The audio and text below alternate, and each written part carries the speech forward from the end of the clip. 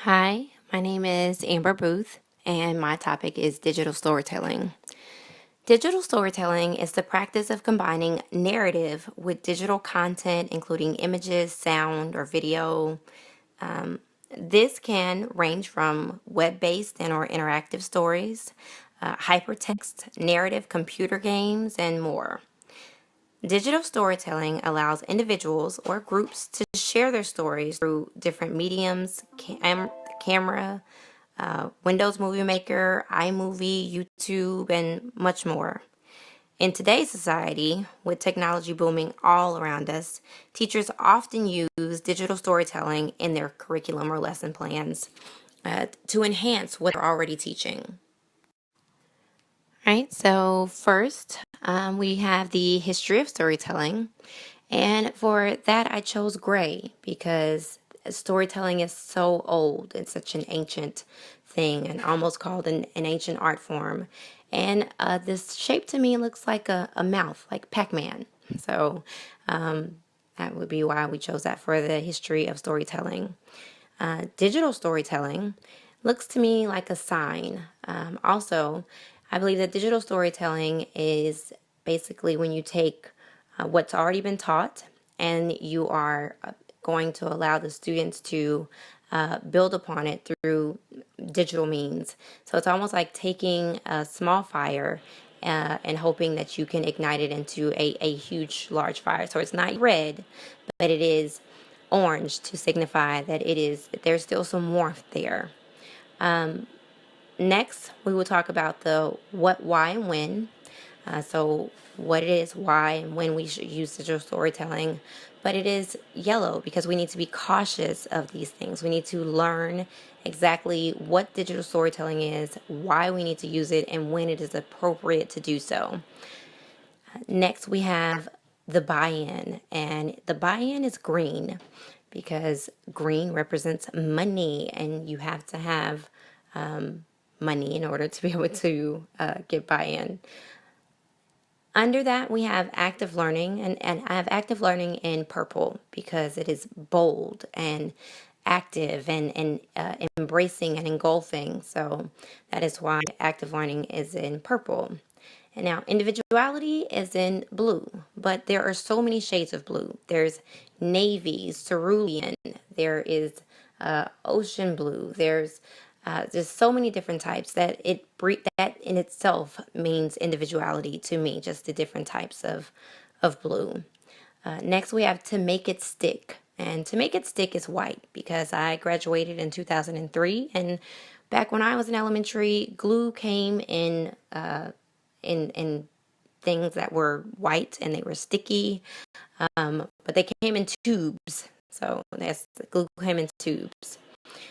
Under that, we have assessment. An assessment is a smiley face, and it is pink because hopefully once we assess our students, they feel better, they understand more, and they are happy. So that is. And so the history of storytelling. First off, many, of course, would consider storytelling a very, very old art form. Storytelling in itself conveys an event in words, images, improvisation, or embellishment. It is used for entertainment, like a funny uncle at a barbecue, or in education, like a children's book that teaches the alphabet with lovable characters. Cultural preservation, like the passing down of traditions, or maybe that one lamp you have, or that ring that came from great somebody, the great somebody that, was now given to you. Or even moral values, like the boy who cried wolf. We will focus more on the educational standpoint, but storytelling can be used for many different things and is used for many different things. Now, what we do know is that the storytellers of storytellers, are always remembered. For instance, whether it is Aesop and his fables, like Wolf in Sheep's Clothing, Romeo and Shakespeare, Shakespeare, whether it's Romeo and Juliet, Othello, A Midsummer Night's Dream, Hamlet, and I could go on. I love Shakespeare. It could be Jesus and the many parables that he told his disciples and others that we have read in the Bible. Or if you are simply just a Harry Potter nerd like me, J.K. Rowling. If you read the books, not the movie, if you read the books, then those are great storytellers. We talk about storytellers, people who can really help us to understand and see the picture with simply what they've given us. And digital storytelling, at its most basic core, is the practice of using computer-based tools to tell stories. There are a wealth of other terms used to describe this practice, such as digital documentaries, computer-based narratives, digital essays, electronic memoirs, interactive storytelling, but in general, they all revolve around the idea of combining the art of telling a story with a variety of multimedia, graphics, music, video, and such. Now, as to why we should use digital storytelling. Technology is so vast and affluent in today's society, and in the classroom especially, that digital storytelling offers educators another way to get information across to students. It offers a way to say things that maybe they were not able to say. So it gives the student the ability to maybe process the information a little bit different, maybe a little bit more information than they were able to get simply from the teacher giving it the first time. And when should it be used? Digital storytelling should be used with topics that have already been presented, or it is best used with topics that have already been presented. It should provide further clarification or an anchor, if you will, to a concept that has already been set sail through instruction or didactic lecture. It should not be used simply as a means for a teacher to escape students for a moment, or something to give the busy work or something to do, but it should be used to pull them together, the ideas of something already being taught together, in order to assist the student with a firm grasp on whatever topic or subject is being given to the student at that time. All right, the buy-in. Now, as with any concept, in order to get cooperation and or participation, you need buy-in. So these are going to need to be videos and or information relevant to the student, things that they feel are them to learn or watch, or even if it's simply placing a grade that goes along with them actually watching this. Now, active learning is a part of digital storytelling, in the sense that ideally you've gone over the information with the student. Hopefully you've gone over the information prior. And then the student is to then watch a digital storytelling of the information. Well, the active learning occurs when the student then has to decide what the learning objectives are.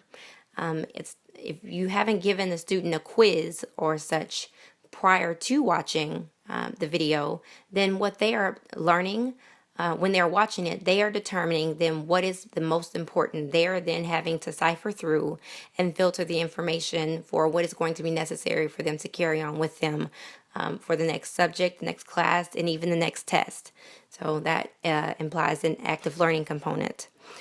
Individuality comes in because there's a certain amount of autonomy that comes in when you have the digital storytelling going on.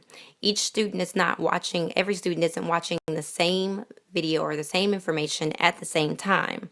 So one student may watch it all the way through and they're fine and they have it. And one student may be able to rewind and go back and read and see that information as well as hear it differently, because they all process things differently. All of them may watch the same story, but all of them may infer something different from what they saw in the video. 2, making it stick. So, as stated before, digital storytelling should be an enhancement of information being taught. It shouldn't be a crutch to the educator, but a beacon to the information being presented to the student. In that, the assessments are able to then be subjective, because what is most important is for the educator to see that learning and understanding are taking place. It is not necessary for an objective assessment to be taking place in order to have in order to be able to measure that. It's important to be able to meet each student according to their learning style, and digital storytelling allows just a myriad of students to not only be reached, but for the information to be presented in different ways. So the assessments are then also able to be presented in more than one way, and whereby if you're able to assess a student based upon their learning style, it should assist in self-esteem and self-efficacy, which will also assist in retaining the information because the student then feels better about what they were able to achieve and learn at that time. Thank you so much. Learning about digital storytelling has been quite interesting. I cannot wait to finish my final presentation, and thank you so much for your time. Bye-bye.